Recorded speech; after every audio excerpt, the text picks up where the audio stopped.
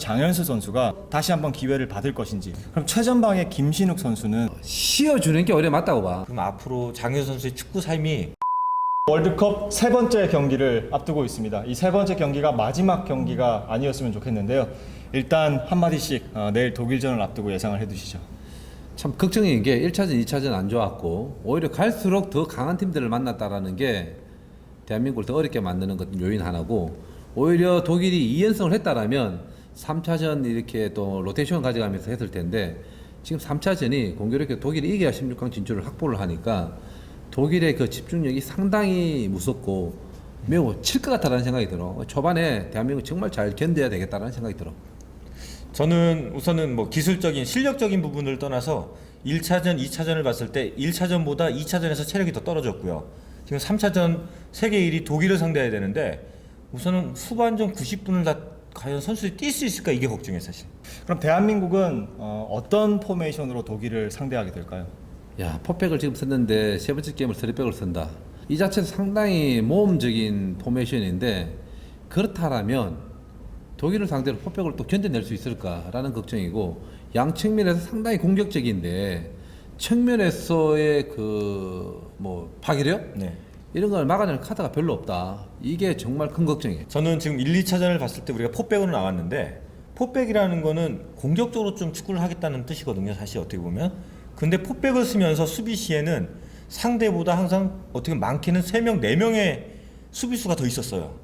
그런데도 실점을 하거든요. 이렇게 될 바엔 포백을 쓰지 말고 그냥 3백을 쓰고 그냥 한 명만 쳐져 있으라 그러고 나머지는 맨투맨.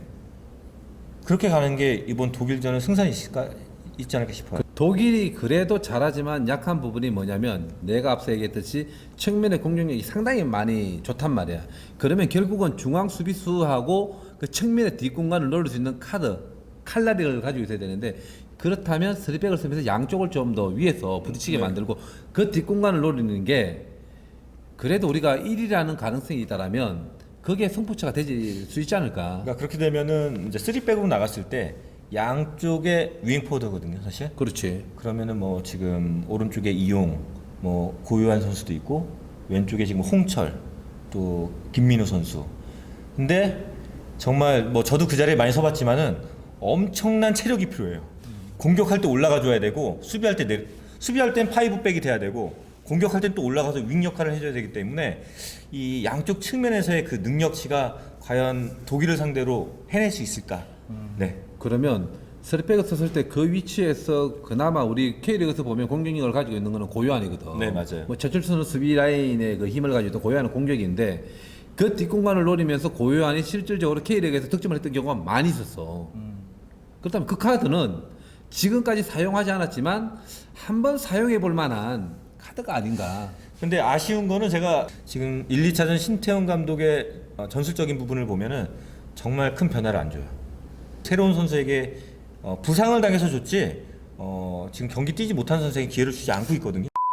첫 번째, 두 번째 경기에서 조금 개인적인 실수가 있었던 장현수 선수가 세 번째 경기에서 다시 한번 기회를 받을 것인지 어떻게 생각하세요? 씌워주는 게 오히려 맞다고 봐. 지금 멘탈적으로 장현수가 갖고 있는 부담감은 엄청날 거라고.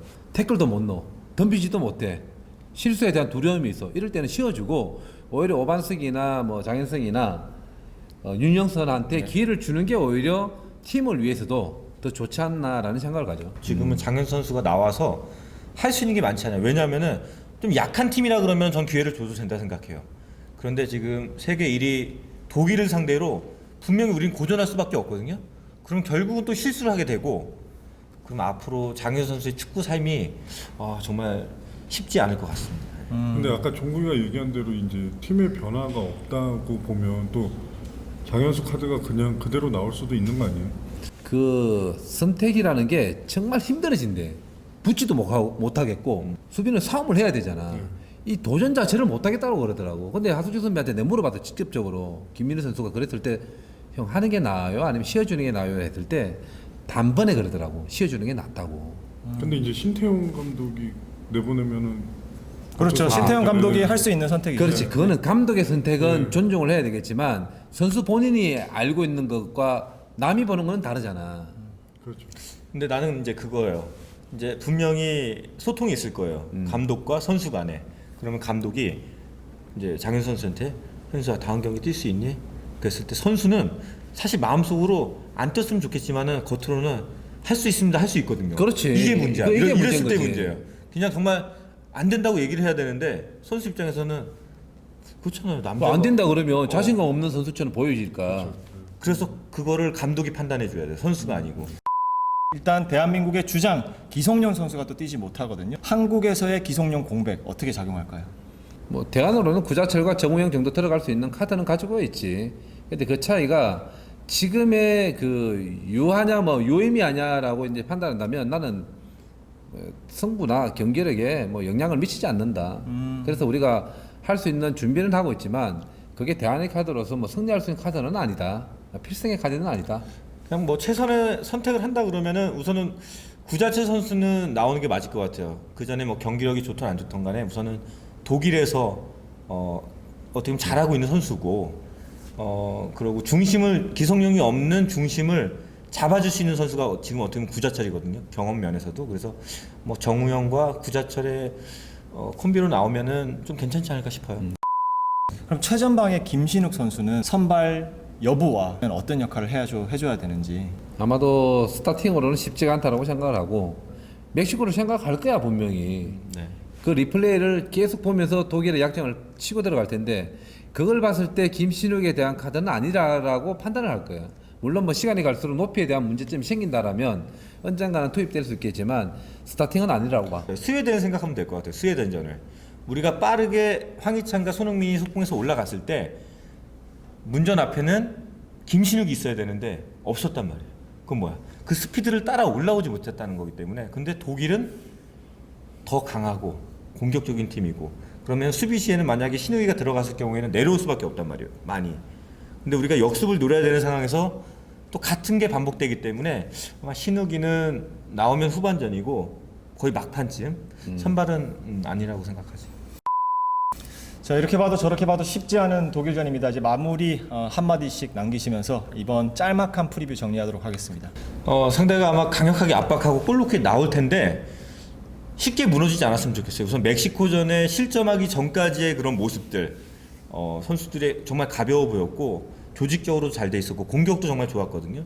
그런 모습을 독일전에서는 정말 오랫동안 좀 어떻게 보면 끝나는 시간까지 그걸 유지했으면 좋겠어요. 그게 이번 월드컵뿐 아니라 앞으로 우리 대표팀이 나아갈 수 있는 방향을 아마 방향을 제시해 주지 않을까 싶어요.